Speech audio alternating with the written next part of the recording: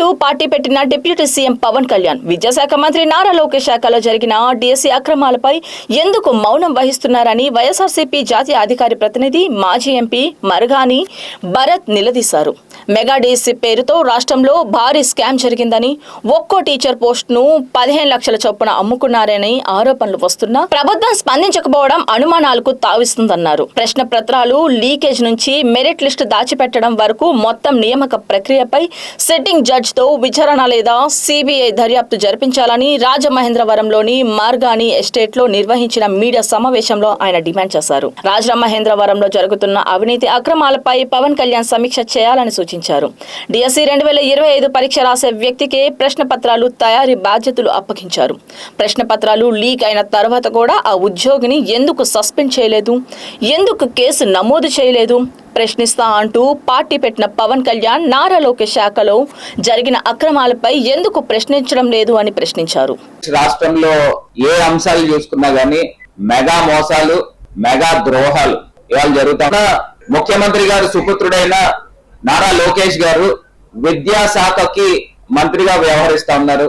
మరి ఆయన వ్యవహరిస్తున్న మంత్రిత్వ శాఖలో మెగా డిఎస్సి అని చెప్పి పరీక్షలు రాయిపించి ఆ మెగా డిఎస్సి వల్ల మెగా దగాగా ఇవాళ ఆంధ్రప్రదేశ్ రాష్ట్రంలో సుమారుగా లక్షలాది మంది నిరుద్యోగ యువత పరీక్షలు రాస్తే నాకు తెలిసి 3.5 లక్షల మంది దగ్గరగా పరీక్షలు రాసిన సందర్భం. ఆ 3.5 లక్షల మంది ఉద్యోగాలు రాస్తే 5,000 మందికి మెసేజ్లు వెళ్ళినాయి అంట. అంటే ఏ రూపేణ పరీక్షలకి 5,000 మందికి ఉద్యోగాలు కల్పించిన సందర్భం. ఒక అంశం చెప్తా ఉన్నా, ఈ యొక్క మెగా డిఎస్సికి సంబంధించి పేపర్ లీక్లు, ఈ పేపర్ లీక్లు ఒకటే కాదు, ఇవాళ మేము చెప్పే అంశం ఏంటంటే ఇది ఒక మెగా స్కామ్ గా కూడా అభివర్ణిస్తా ఉన్నాం. ఎందుకు చెప్పనంటే ఇవాళ స్పోర్ట్స్ ఆడలేని వాళ్ళని కూడా తీసుకుని వచ్చి సుమారుగా ఒక ఫేక్ సర్టిఫికెట్లు ప్రొడ్యూస్ చేయించి వాళ్ళకి స్పోర్ట్స్ కోటాలో కూడా ఉద్యోగాలు కల్పించిన దౌర్భాగ్యమైన ప్రభుత్వం ఈ చంద్రబాబు నాయుడు గారి పాలనలో జరుగుతోంది. ఇవాళ పేపర్ మిల్ అనే ఒక అంశం మీరు టేకప్ చేశారు. పుష్కరాల నిమిత్తము మీరు ఒక ఎన్వైరన్మెంట్ లో నాకు తెలిసి 6 నేషనల్ రివర్స్ ఉన్నాయి. అందులో గోదావరి చాలా ఇంపార్టెంట్ నది, జీవనది. ఈ గోదావరి నదికి గత ప్రభుత్వంలో మా ముఖ్యమంత్రిగా పనిచేసిన జగన్మోహన్ రెడ్డి గారు మున్సిపల్ శాఖకి ఆదేశాలు ఇచ్చి సుమారుగా 754 కోట్ల రూపాయలతో ఒక డిపిఆర్ తయారు చేయించి కేంద్ర ప్రభుత్వానికి పంపించాం. 756 కోట్లకు సంబంధించి గోదావరి నదిలో ఏ రకమైన కాలుష్యమైన నీరు కలవకుండా ఆ అంశాన్ని తీసుకొని వచ్చి, అప్పుడు నేను ఎంపీగా ఉన్నప్పుడు కేంద్ర ప్రభుత్వం దగ్గర నుంచి 88,43,00,000 రూపాయలు నేను శాంక్షన్ చేయించి ఎన్ఆర్సిపి నేషనల్ రివర్ కన్జర్వేటివ్ ప్రోగ్రామ్, ఇది పవన్ కళ్యాణ్ గారిని గమనించాల్సిందిగా కోరుతా ఉన్నా. మీ శాఖకు సంబంధించి మీరు ఏదైతే ప్రస్తావన చేస్తున్నారో గజేందర్ సింగ్ షెకావత్ గారు, ఇప్పుడు ఆయన టూరిజం మినిస్టర్ ఉన్నాడు, అప్పుడు జల్ శక్తి మినిస్టర్ కింద ఉన్నప్పుడు ఆయన దగ్గర నుంచి మేము తీసుకుని వచ్చాం. ఆయన మాకున్న ఒక పర్సనల్ రిలేషన్ తో ఆయనతో మేము ఒక యంగ్స్టర్ గా ఎప్పటికప్పుడు సంప్రదింపులు చేసి ఎంపీగా ఉన్నప్పుడు గోదావరి నదికి ఒకే చోట ఇస్తారు. అంటే ఈ స్కీమ్ లో, ఎన్ఆర్సిపి స్కీమ్ లో, అంటే వివిధ చోట్ల కూడా ఇవ్వచ్చు, కాకపోతే లిమిటెడ్ బడ్జెట్స్ ఉన్నాయి. వాళ్ళకి అక్కడ మహారాష్ట్ర రాష్ట్రానికి ఇవ్వచ్చు. కానీ మేము పట్టు వదలని విక్రమార్కుల్లాగా 88 కోట్ల రూపాయలు సాధించుకున్న ఘనత జగనన్న ప్రభుత్వంలో జరిగింది ఎన్ఆర్సిపి నుంచి. ఇప్పుడు నేను అడుగుతా ఉన్నా, పవన్ కళ్యాణ్ గారు చాలా శ్రమ చేసుకుని 2 రోజులు ప్రోగ్రాం పెట్టుకుని ఆయన మొత్తము గోదావరి పరివాహక ప్రాంతం అంతా కూడా విజిట్ చేస్తా ఉన్నారు. పేపర్ మిల్ లో ఏ రకంగా sewage water, unfiltered water, untreated water ఏ రకంగా గోదావరిలో కలుపుతా ఉన్నారో ఆ అంశాల గురించి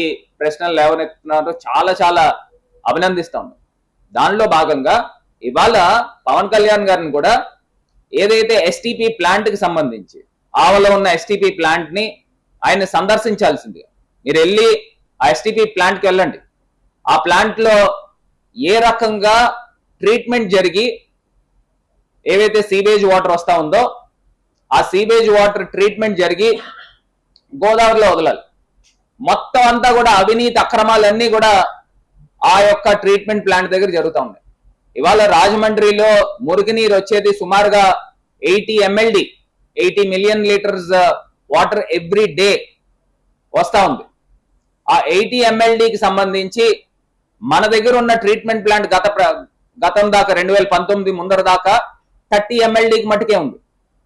మా హయాంలో మేము 88 కోట్ల రూపాయలు కేంద్ర ప్రభుత్వం నుంచి నిధులు తీసుకొచ్చాం కాబట్టి అక్కడ 55 MLD ప్లాంట్ యొక్క వర్క్ జరుగుతూ ఉంది. నేను అడుగుతా ఉన్నా, మా టైంలో జరిగిన వర్క్ దాని తర్వాత ఇక్కడ స్థానికంగా ఉన్న ఈవీఎం ఎమ్మెల్యే కాంట్రాక్టర్లను బెదిరించి దాంట్లో పర్సంటేజీలు తీసుకోవడం వాస్తవం కాదా అని అడుగుతాను. ఇవాళ ఎంత అన్యాయం జరుగుతుందంటే పవన్ కళ్యాణ్ గారిని ఎస్టీపీ ప్లాంట్కి వెళ్ళండి, ఎందుకంటే మీకు చాలా బోల్డంత ఇన్ఫర్మేషన్ వస్తుంది. ఆ ప్లాంట్ లో అక్కడికి సంబంధించి ట్రీట్మెంట్ ఏ రకంగా చేస్తున్నారు, ఏం కెమికల్స్ కలుపుతున్నారు, ఆ కెమికల్స్ కలిపిన తర్వాత అక్కడ ధవళేశ్వరం దగ్గర వాటర్ సీవేజ్ వాటర్ ఎట్లాగా వదులుతా ఉన్నారు, ఇవన్నీ కూడా మీకు కనబడతాయి. అక్కడ ఏ రకమైన ట్రీట్మెంట్ జరగదు. ప్రతిరోజు ట్రీట్మెంట్ నిమిత్తం ఇన్ని లక్షల రూపాయలు ఖర్చు పెట్టారని చెప్పి ఈవీఎం ఎమ్మెల్యే జేబులోకి వెళ్లే కార్యక్రమం జరుగుతుంది. బ్రిడ్జ్ కిందన ఇసుక తోడేసే కార్యక్రమం జరుగుతాం. సరే